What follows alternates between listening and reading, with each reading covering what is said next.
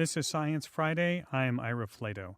A few weeks ago, physicists announced one of the year's biggest stories. They had found evidence of the bang in the Big Bang, evidence that the universe blew apart faster than the speed of light, which is less than a trillionth of a second, when it was less than a trillionth of a second old, confirming, they said, a 35-year-old theory called inflation. There's been talk, too, about a Nobel Prize for that discovery. But wait, my next guest says, not so fast. He doesn't dispute the scientists' observations, but he disagrees with their interpretation. He says there are other explanations for those ripples in space-time, like the possibility of universes before the Big Bang. Maybe our universe is just the latest in a long string of universes before it, and the Big Bang wasn't the beginning of anything. Sir Roger Penrose is not just a contrarian about inflation. He says that quantum mechanics, well, it's hard to believe. And string theory is, maybe just the latest fashion. How much of what we thought we knew about the cosmos might be wrong or incomplete? Sir Roger Penrose is Emeritus Professor in Math at the University of Oxford in the UK. He joins us from KQED in San Francisco. Welcome to Science Friday. Hello. Hey there.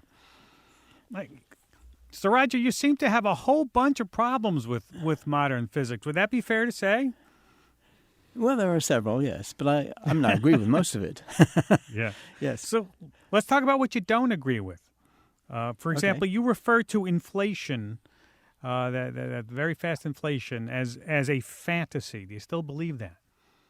Well, I'm been trying to write a book for about 10 years for the Princeton University Press called Fashion, Faith and Fantasy in the New Physics of the Universe. And the fantasy is mainly to do with inflation, that's true. Why? Well, go on. Go ahead. I'm sorry. Well, it has more to do with some of the other more crazy theories, but I never really felt happy with inflation right from the start. What's wrong with it in your mind? Well, initially it was set up to solve various problems. One of them is a problem that we don't worry about too much now, so let's not mention that one. Mm-hmm. The other ones had to do with the flatness of the universe, the uniformity of it, and things like that. And the explanation given, according to inflation, I just don't think is right. And I think that's more or less accepted now. The arguments for inflation now are a bit different from the ones that started. Basically, it has to do with two features of this, what's called the CMB, or the cosmic microwave background, which is radiation, that's electromagnetic radiation, light of very low wavelength, coming to us from what's called the beginning, what's usually referred to as the flash of the Big Bang, cooled down by the expansion of the universe. It isn't quite the flash of the Big Bang because it was about 3,800 years or something after the beginning. But nevertheless, you're looking pretty well back into the beginning. And that's what people are talking about mainly in these recent observations, certain features of this cosmic microwave background. And it does indeed tell us a lot about the very early universe. But whether it tells us that inflation is right is another question. Well, what do you think it tells us? Well, it tells us what the universe was like in those early days. That's right. And well, I don't know how much you want me to say about inflation. Perhaps let's talk about the. Yeah. Go ahead. Yeah. Go ahead. What about the evidence from that Bicep 2 telescope? Exactly. For those primordial magnetic fields there. This is the thing called Bicep 2. Well, it's an acronym, but BICEP 2. And I think the observations are pretty good, probably. But they have an interpretation of these observations which have to do with what they call, B modes. Let's not go into what that means exactly. But it has to do with the polarization of the light that they receive. And if, according to the standard theory, if this had a certain characteristic and didn't have these B modes, it's all what they call E modes instead. If they didn't have any B modes, that would be completely sort of understandable. But if it's got the B modes, the argument is that these original modes have got distorted in ways which have characteristic features that couldn't arise without there being some early gravitational waves running around. And there are various versions of inflation, and one of the versions of inflation claimed that you should see these B modes as a result of early gravitational effects. Mm-hmm. Mm-hmm. Now, I've always been uncomfortable with these early gravitational waves being there. They shouldn't be there, according to me and the scheme that I've been, well, not just the scheme I've been promoting, but for lots of reasons. There shouldn't be gravitational degrees of freedom activated in the early universe.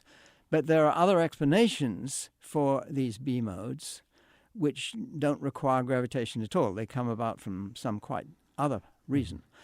That you have magnetic fields which were there right from the start. Now, people are puzzled by that because they think, well, where did these magnetic fields come from? But as you point out, there's already a puzzle because there are magnetic fields running around in the universe which don't seem to have any cause for them.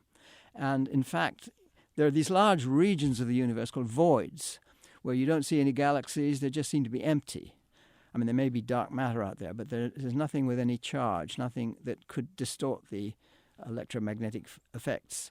And yet they still see these gravitational fields out in the voids. And it's a big puzzle. Where do they come from? So there's a puzzle anyway. Where do these primordial magnetic fields come from? And so people try to think they aren't there, but we know they're there anyway.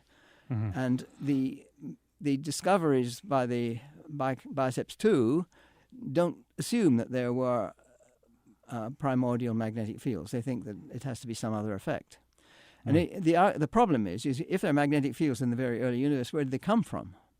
So they might have come from a universe earlier than the one we have. Well, that's sort of what I'm saying.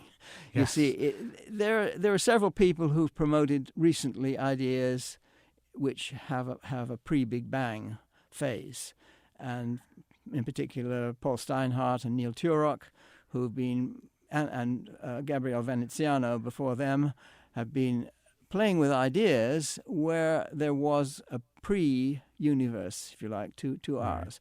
I like to call them eons, you see, because the universe is really the whole string of these things to me. So I don't want to call them universes because they're all part of our universe. And we get signals from the eon prior to ours. When I refer to our eon, I mean what started with the Big Bang. So, okay, that's what... So you're saying that there are signals still around from a pre-universe, from our Absolutely, universe. Yeah. And that's what we might be detecting. Oh, yeah. And what about... you also have trouble with quantum mechanics, saying it doesn't really make sense, this whole idea. Well, it doesn't. Would it why doesn't it make... I mean, isn't it supposedly, according to experimentation... one of the most successful theories that there ever was, right? I mean... Yes, but you have to understand that quantum mechanics is fantastic, and it has a very beautiful mathematical underlying scheme. The trouble is it has two. You have one which is, the Schrödinger equation. This is a wonderful equation which tells you how the state of the universe, if you like, the state of any physical system, evolves in time. And the Schrödinger equation gives you that. However, it doesn't really tell you what happens, because what happens is the result of making observations. Now, there's a second part of quantum mechanics, is what you do when you make an observation. And that's also very well defined. So if you know what Schrödinger has told you the wave function is doing, or what the state of the universe is doing, then you apply the second procedure, which is what an observing apparatus does. And you forget that apparatus is itself made of all just the same things as everything else. So why doesn't that evolve according to the Schrödinger equation?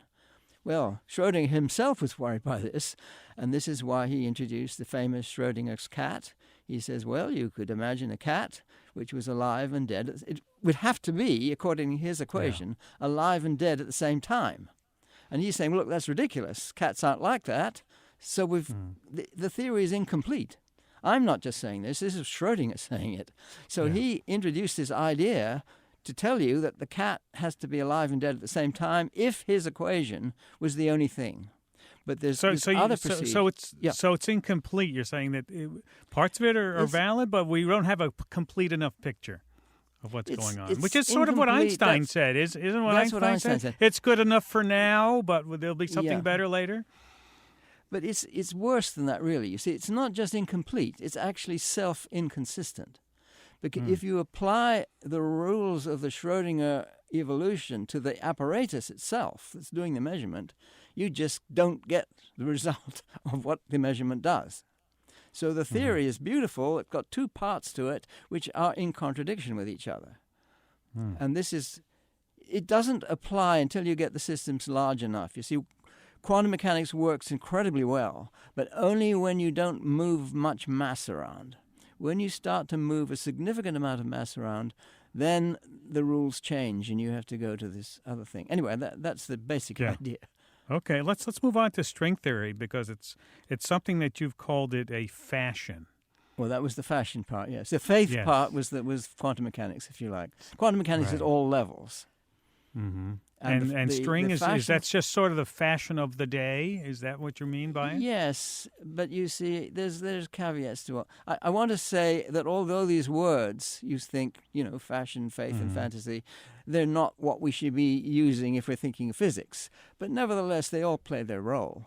And fashion, okay, it's what people are doing all the time, and there's good reasons for it. So I'm not saying that the reason people did string theory was pure fashion. There were good reasons for them thinking along these lines, a very clever idea, and so on. But I should say what I really object to in string theory is not the strings, but the fact that they introduce all these extra dimensions. So they say, well, instead of being three dimensions and three space and one time dimension, there were, 9 space dimensions and one time dimension. Now, I have good reasons for believing that can't be right. We do just have 3. And the idea that you've got lots of little extra dimensions hanging around, there's a lot of problems with that. And it's more that I worry about than the strings. The strings are a good idea. They may well not be the way to look at physics, but they introduce interesting things. But the extra dimensions are where the trouble rises. So there is trouble. Do we need new physics?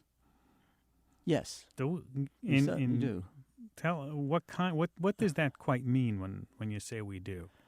Well, you see, the string theory people are also saying we need new physics. It's just that, in my view, it's not the most fruitful direction, but because they're requiring these extra spatial dimensions. Now, the kind of ideas that I've been playing around with for a long time depend upon the number of space dimensions being exactly 3 and the number of time dimensions being exactly 1. And they fit together to make the 4-dimensional space-time that Einstein, Minkowski before him, but Einstein used very much in his general theory of relativity. And let me just break in and remind everybody that I have to do a little idea, Sir Roger. Talking with Sir Roger Penrose on Science Friday from PRI. I'm sorry, but so go ahead. Please continue that thought. Are you saying you could explain all these things away, all the problems with physics, just having 3 dimensions and time? I can't, but I think that the right way of looking at it all is with there being 3 dimensions of space and 1 of time. And the particular scheme that I've been developing for a long time, 40 years or 50, I think, almost by now, is this thing called twistor theory. Now, twistor theory is very much based on there being exactly 3 space dimensions and 1 time dimension. But it's a different way of looking at physics. Basically, when you think of physics now, you think of space and time as being basically made up out of points. So the point is the little tiny ingredient out of which your space is built, if you like. And in twistor theory, that's not the way you look at it. You think of basically a light ray as the basic thing, not a point, but the entire light ray as, if you like, a photon going right through from one end to the other, and the history of that photon is pretty well what a twistor is. It's got spin too. You see, it's got a twist to it, which is the name, where the name comes from, and that has to do with the spin of the photon. But I don't mean a photon is not a twistor. It's just a thing it's like a particle is not a point. You see. Yeah. Is there any way? Are there any experiments you can do to prove the existence of your structure? Well, it's not like that. It's a reformulation. You just take the physics we know and turn it inside out. And it's the same theory, but it Right. tells you different directions to look in. And in fact, these days, there are a lot of people working on this because it simplifies a lot of calculations. This is fairly recent. Around about 2003 or 2004, a new kind of wave of activity, starting originally from some work that Ed Witten did, who was one of the leading string theorists, I should say. And so he introduced ideas which combined string theory with twistor theory. And some of these ideas helped enormously in how you do your calculations. So, for example, in the LHC, you need to work out exactly how the theory that we understand now, how that works, and how do you do calculations. And the way that people used to do this is very, very inefficient. And there are much better ways of doing this, which use twistors. Now, that's not changing the physics. That's just changing the mathematical techniques. But it does indicate different directions in which to go, which would ultimately end up in changing the physics. And that's Do you think people are coming? After 10 years you've been working on this, after 40 years you've been thinking about it, are people coming around to your way of thinking? There Ed are Witten, some other people? big changes. Well, Ed Witten's not doing so much these days now in it, but there are Nima Arkani Hamed, who's one of the people who also works in Princeton, and he's with a lot of other colleagues, and they've been developing these ideas in interesting ways. So, do you feel frustrated by this at all? Not by that particularly. Although I think they're looking at sort of rather limited areas of twistor theory. It hasn't used the main body of the subject as yet. All right. We're going to take a break. Sir Roger, stay with us. We're going to take a break and come back and talk lots more about some of your interesting ideas. Sir Roger Penrose is our guest. He's Emeritus Professor in Math at the University of Oxford in UK. He's joining us from KQED in San Francisco, where he's also going to give a public lecture at the University of San Francisco next Monday. So you'll have more chance to listen to Sir Roger there. We're going to take a break. You'll hear more of him here on Science Friday. Stay with us. We'll be right back after this break. This is Science Friday. I'm Ira Flato. We're talking this hour with Sir Roger Penrose, Emeritus Professor in Math at the University of Oxford in the UK.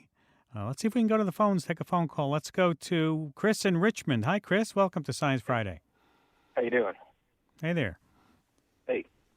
I have a question. I wanted to know, he was talking about inflation earlier, and he never really touched upon where the singularity itself before the universe expanded, what that consisted of and what its origins could have been. It could have been a black hole in another universe that had expanded into this universe, subsequently creating this universe, and pretty much just feeding the matter that we now are into this universe itself. Mm-hmm. Do you have a question? A direct question? That was my question. What is his ideas on the actual singularity of where we come from, where the universe actually started? Okay, thanks for the call. So Roger, how would you answer that question? Okay, well, the thing about the singularity, which was the Big Bang, singularity means where everything goes to infinity and your equations sort of give up on you, and you get them in black holes. But the thing about the singularity in the Big Bang, it has a very, very special character. And this is a strange thing which cosmologists don't really come to terms with. And it has this character that if you stretched it out, sort of uniformly, completely stretched it out, it would disappear. Now, the character that you have a singularity that disappears when you stretch it out is very unusual. However, it's what drives up most of our physics today. Now, the idea is that you stretch that Big Bang singularity out, and it looks like the very remote future of our universe, let us say our eon, but I'm saying it's not our one, it's one prior to us. So what you're looking at when you stretch the Big Bang out is the infinite future of a previous eon. Now, it's a bit difficult to grasp that idea, and you need the right kind of mathematics to understand it. But everything that was going on in that previous eon, including magnetic fields, which would have been associated with galactic clusters, they feed through, and we can see those. And that's what I claim that these people, the BICEP 2 experiment has been looking at, are these magnetic fields left over from the galactic clusters in the previous eon. So there's a lot of structure in the Big Bang. Right. And Could there be previous Oh yeah, eons absolutely. also? So we're seeing things that Go are right back infinite and back and back and back. Yep. back in to both infinity. directions. Both directions. Well, Um, in both what directions, yes. Wow. Let's talk about a bit whether you agree with the multiverse. Do you think that we are just one of an infinite number of universes out there?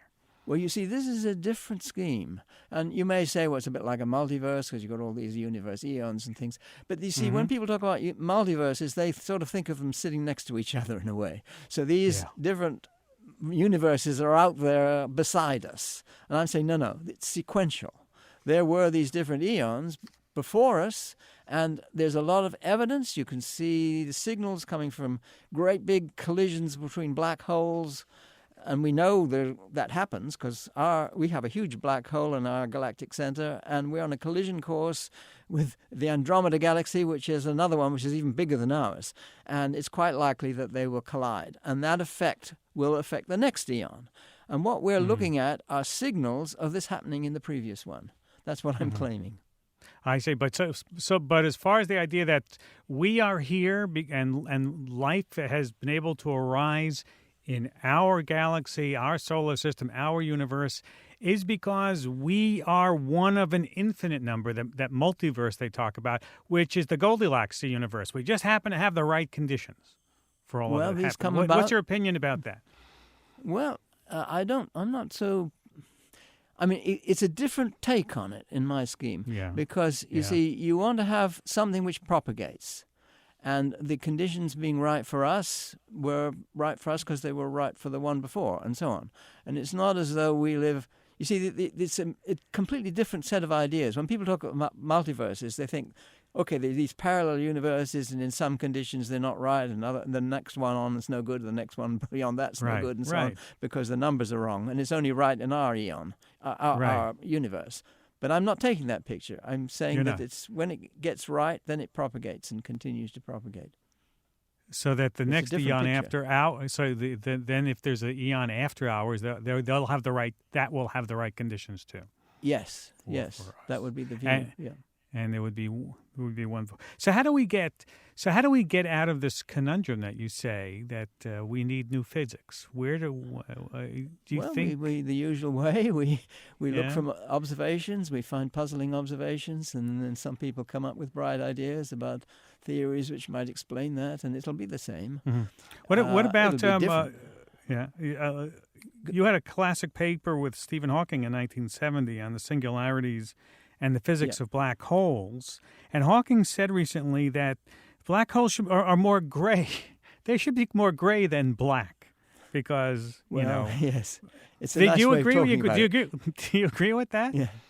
Stuff is escaping it, yeah. Yeah, you have to be careful what he's saying here. I mean, I certainly agree that black holes are not entirely black. He showed there's a bit of radiation, but they're pretty black, you see. Then he said black holes are hot, you see. Oh, that's a nice way of grabbing attention.